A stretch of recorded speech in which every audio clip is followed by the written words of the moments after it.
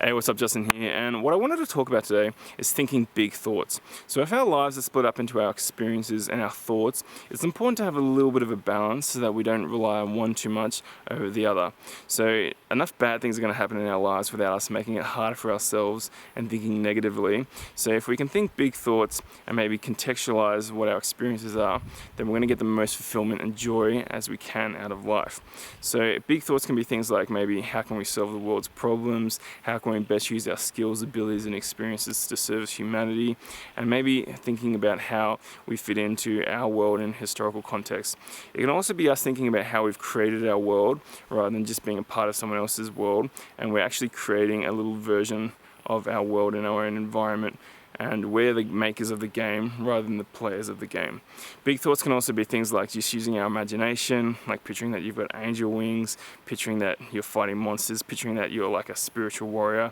and it's light against darkness or something like that. It can just be those fun little games that we play in our head to maybe give us a little bit more satisfaction and engagement in life. Big thoughts can also be really good on a practical basis, maybe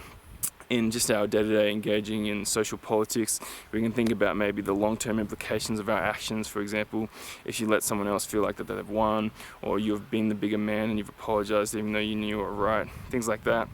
Then maybe if you think bigger about our day-to-day lives, and also maybe just inspiring other people by having these grand schemes, even though they might not be super practical,